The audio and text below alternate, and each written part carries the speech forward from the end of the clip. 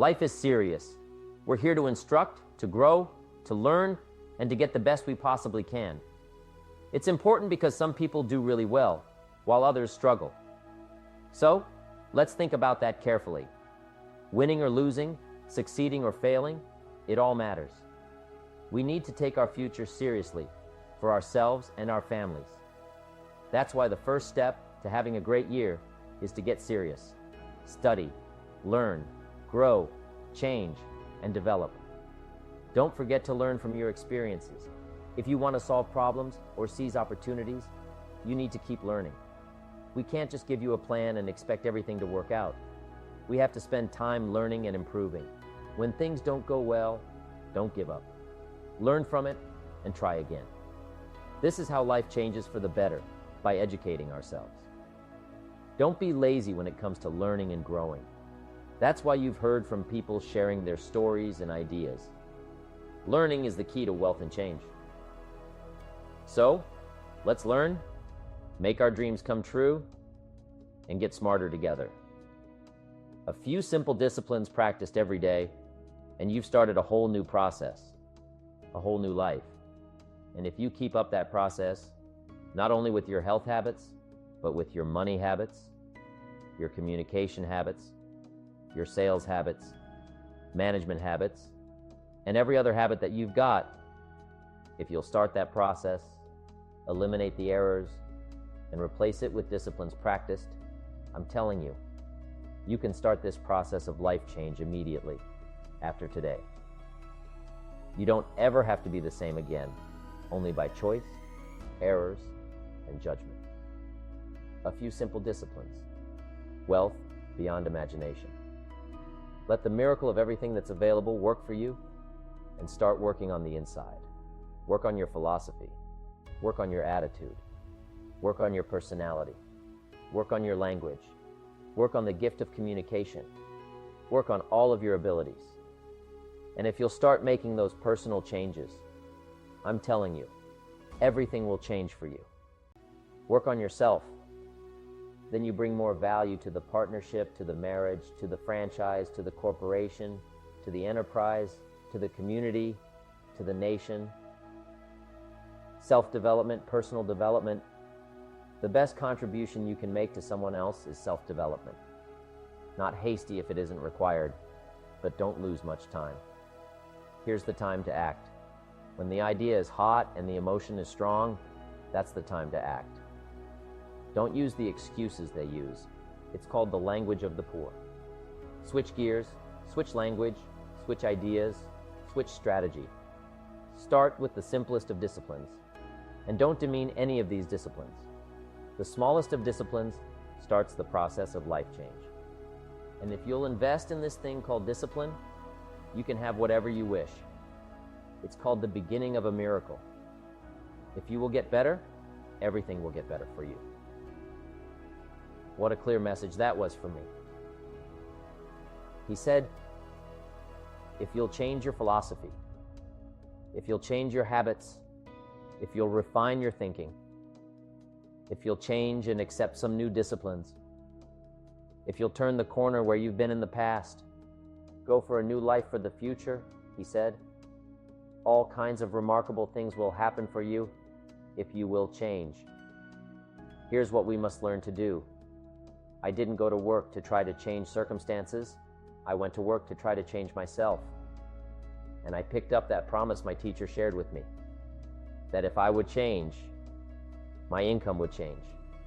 If I would change, my bank account would change. If I would change, my future would change. And sure enough, his promise came true for me. You know, the companies were about the same, what they paid was the same circumstances around me were the same, you know, my negative relatives were the same, but I was not the same. That's how my life changed. Things started working for me, changing my life all those years ago. We don't have to change what's going on out there.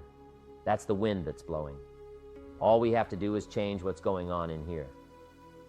And now, there are several ways to do that. The first subject he called personal development. We must learn from personal experience. Pretty simple. Learn from what happens to you. Take a look back over the last few months. Did you make some mistakes? How could you correct those for the future? Take a look back over the last year. Have you done it right or done it wrong? Let's correct it for the next year. Mr. Schoaf asked me when I first met him, he said, "Mr. Rohn, how are you doing? You've been out there now 6 years." And I said, "I'm not doing very well." He said, "I suggest you not do that anymore." What a simple, swift analysis to my situation. He said, "If you keep doing it, the next 6 years will be like the last 6. You don't want that to happen. Let's make the changes." So, learn from your personal experience. Second, other people's experiences. That's me, other people, that's your teacher, that's your friends and colleagues, the people you meet that can pass along to you their experiences. What's happened to them, the mistakes they made, how they corrected them, how they changed their health and changed their bank account and changed their income and changed their future. Other people. Now, there are two kinds of people to learn from. One is failures. It's too bad failures don't give seminars, right? That would be valuable. Have them tell you how they lost it all and threw it all away, threw their health away and threw their friendships away, and things didn't work out well. That would be valuable. But now then, we must also learn from positive people that have done well. They've got the health. And so we ask them, how did you become so healthy? They've got the skills, so we ask them, how did you become this skillful? They've got the income, so we ask them, how did you get here in such a short period of time? So now, here's what's important in personal development, in learning from other people. We learn, number one, by observation. We learn what we see. We watch people that are successful in what they do. In sports, we watch their disciplines. In business, we watch their disciplines. Second, we learn by what we hear. Learn by listening. And then listen to the sermon on Sunday morning. Listen to the lectures. Listen to the teacher. Listen to someone who's got something good to say.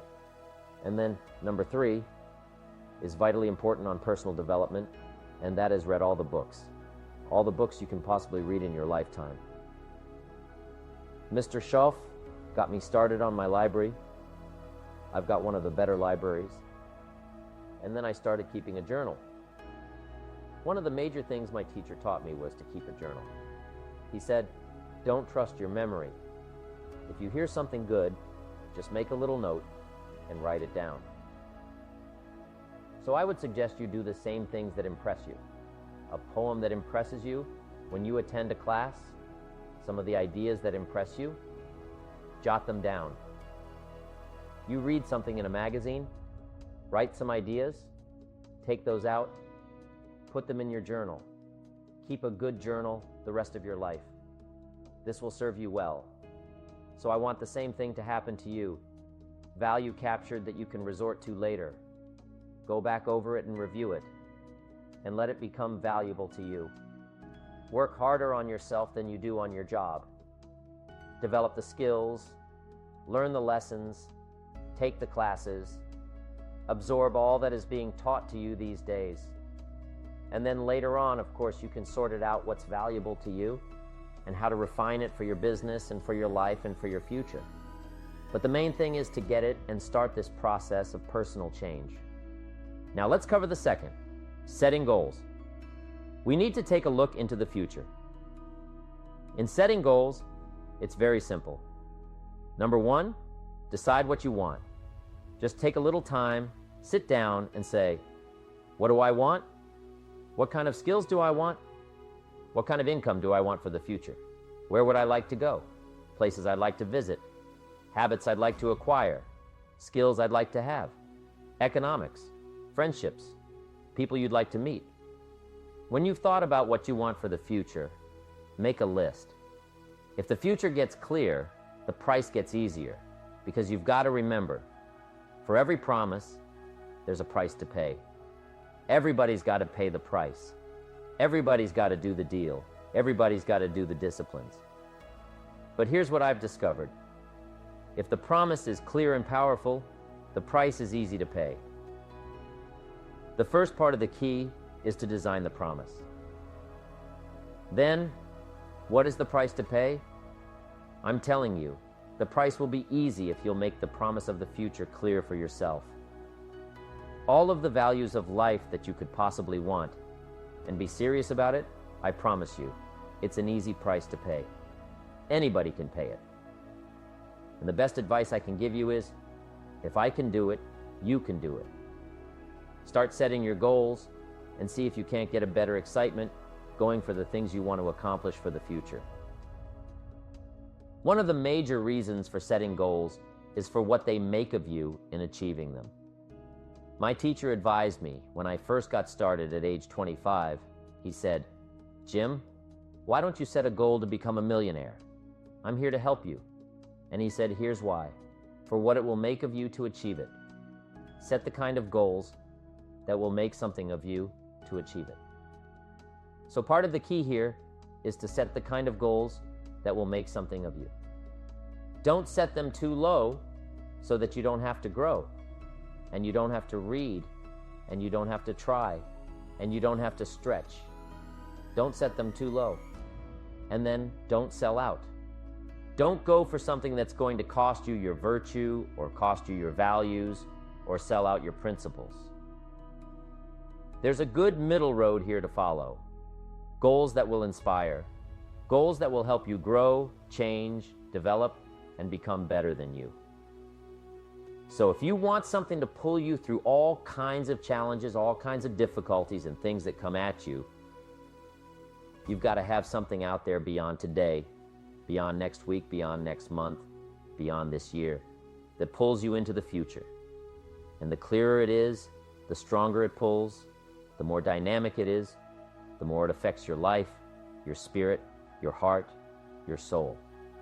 It also creates imagination. It gets your mind working on how to achieve that purpose. And if your mind will work, and if your heart works, and if your spirit works, and if you have good input, like good ideas, I'm telling you, there isn't anything you can't accomplish. Ideas gather dust, you know. They don't produce it all by themselves. It's like philosophy is not the end. Philosophy is the beginning. Philosophy must be invested. When I talked about philosophy, attitude, and disciplines, they must be invested. And if you invest philosophy and attitude and disciplines, then they produce results. Now here's all you've got to do. Turn that around. A few simple disciplines practiced every day starts to create success. Not at the end of the first day. The first day is the end of a new beginning. Every new discipline affects the rest. Every new discipline makes a difference. That's why action is so important. The smallest action, the least action. The action that you won't think will matter. It all matters. Take it. Because when you start accomplishing and the value starts to return, you'll find inspiration to do the next one, and the next one, and the next one. But for this whole process to work for us, we must first master the art of discipline. Self-discipline. Consistent self-discipline. It doesn't really matter how smart you are or how much you know if you don't use it. It doesn't really matter that you graduated Magnum Ludi if you're stuck in a low-paying job. It doesn't really matter if you attended every seminar that comes to town if you don't apply what you've learned. Better than knowledge is applied knowledge. And once we've applied our knowledge, we must study the results of that process. Apply our knowledge, study the results, refine our approach. Finally, by trying and observing and refining and trying again, our knowledge will inevitably produce worthy results, admirable results. And with the joy and results of our efforts, we continue to apply, to learn, to observe, to fuel our ambition with the positive reinforcement of continued progress. Pretty soon, we'll find that we're swept into a spiral of achievement, a vertical rise to success. It takes consistent self-discipline to master the art of setting goals, to master the art of time management, to master the art of leadership, to master the art of parenting and relationships. If we don't make consistent self-discipline part of our daily lives, the results we seek will be sporadic and elusive. It takes a consistent effort to truly manage our valuable time, or we'll be consistently frustrated. Our time will be eaten up by others whose demands are stronger than our own. It takes discipline to conquer the nagging voices in our minds, the fear of failure, the fear of success, the fear of poverty, the fear of a broken heart. It takes discipline to keep trying when that nagging voice within us brings up the possibility of failure. It takes discipline to admit our errors and recognize our limitations. The voice of the human ego speaks to all of us sometimes. The voice of ego says that we should magnify our value beyond our results. It leads us to exaggerate, to not be totally honest. It takes discipline to be totally honest, both with ourselves and with others. It takes discipline to change a habit, because habits are formed a little bit each day, every day, every day. Once habits are formed, they act like a giant cable, like a nearly unbreakable instinct that only long-term disciplined activity can change. You just have to go home and make a list. After today, here's the question to ask as you make this personal list. What am I not doing that would be easy to do, that could greatly change my health, my wealth? What am I neglecting that would be easy to do? Just go home and answer that question personally. You don't have to put the answers on a public bulletin board. This is just all personal stuff. But here's how you get a miracle going for your life. Number one, do what you can. Get a list of the stuff you could do and you haven't done, postponed, and start cleaning that up. You can't start at a better place for personal change. That'll affect your bank account, affect your future, affect your income, affect everything. You can't start a better life change process than cleaning up what you should be doing. The man says, well, my mother lives down in Florida. Should have written her 6 months ago. I just can't seem to get that letter written.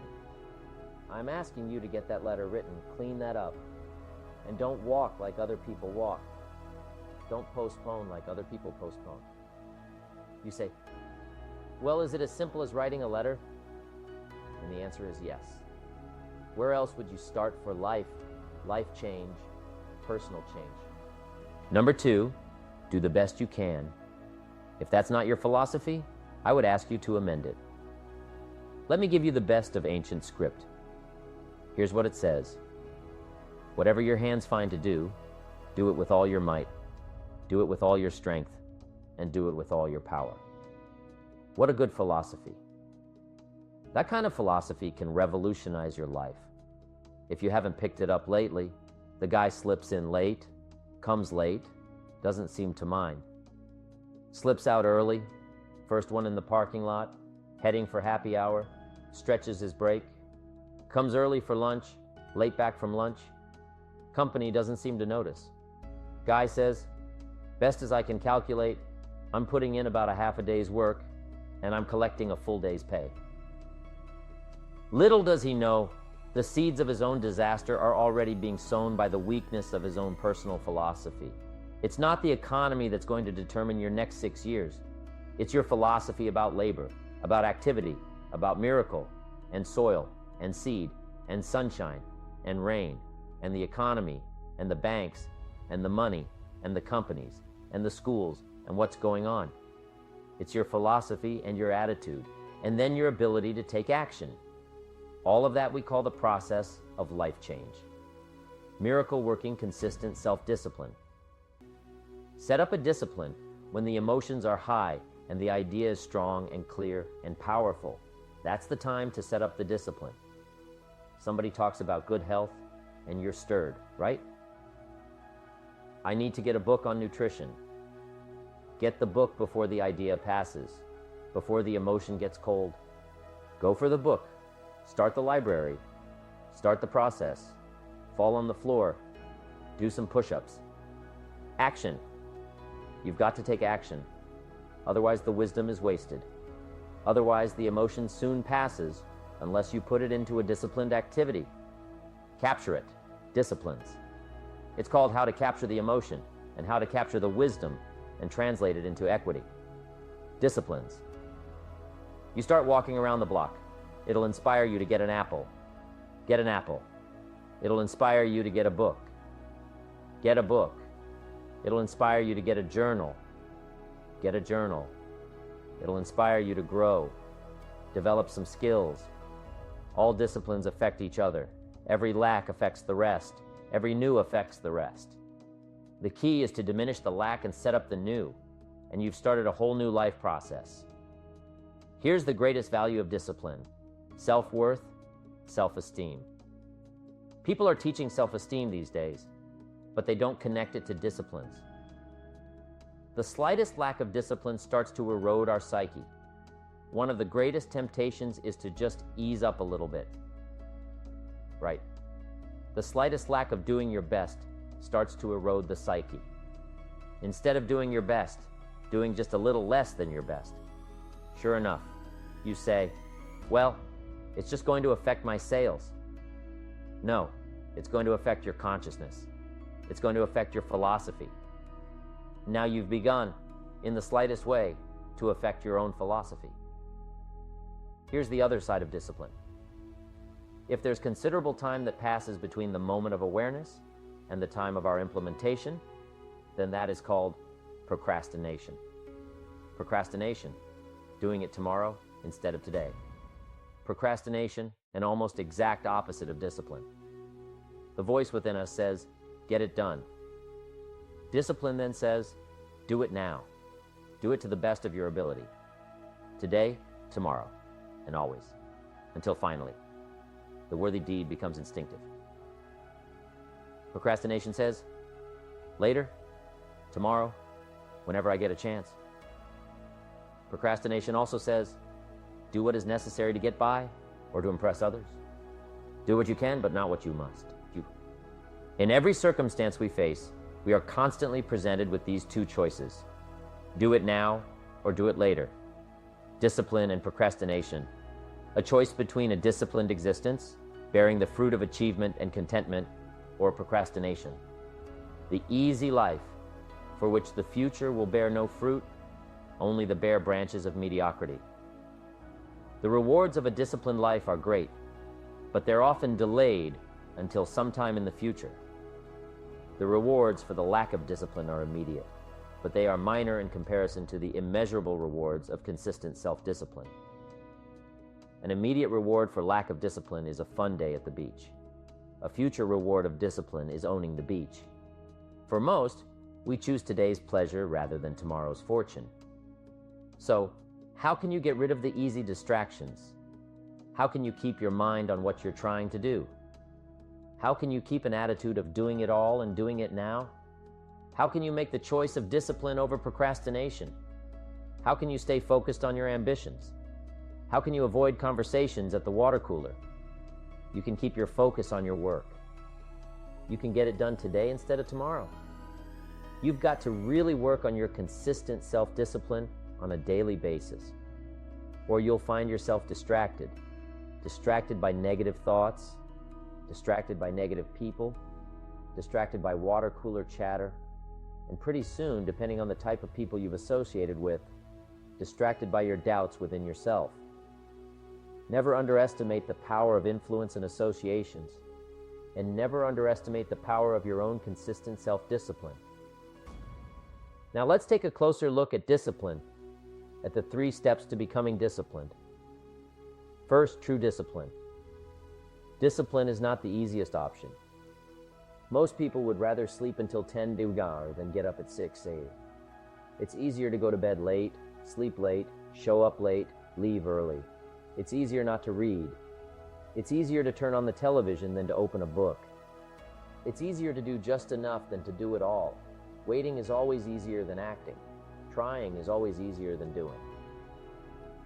Imagine what life would be like if we didn't have to make our bed in the morning, or keep our garage clean, or pay our taxes, or show up for work tomorrow. Wouldn't it be fascinating? What do you suppose would become of us? Not much. For whatever the reason, the system we live in and contribute to is designed to make the easiest things in life the most unprofitable profitable.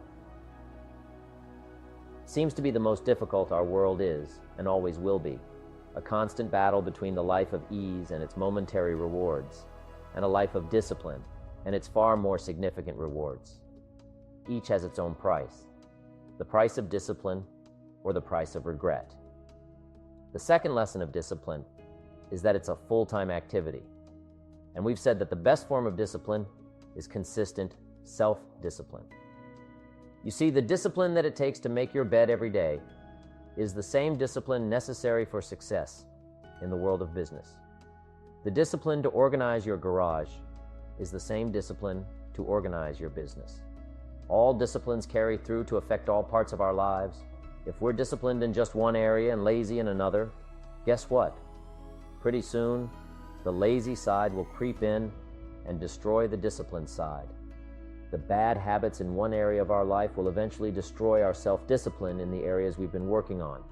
Consistency cannot be inconsistent. Discipline is the mind being trained to control. Discipline is a set of standards we impose on ourselves, a personal code of conduct. Once we adopt these standards, we commit to honoring them, and if we don't, there can be no disciplined activity. The third step to becoming consistently self-disciplined is a philosophy that holds one of life's unique promises. For every disciplined effort, there is a multiple reward. Everything of value requires discipline. Children, for instance, require unwavering and consistent discipline to understand what's right and wrong, acceptable behavior, and boundaries. The most valuable form of discipline is the one we impose on ourselves. Don't wait until things deteriorate so drastically that someone else must impose discipline into your life. Your life, my life, the life of each one of us is going to serve as either a warning or an example. In the end, it is your own discipline that acts as the magic catalyst to give substance and depth to your ambition, to achieve your own plans and dreams. Humans also need words. Words nourish the mind, give life, and create insight. The mind needs to be exercised, refined, and stimulated by debate.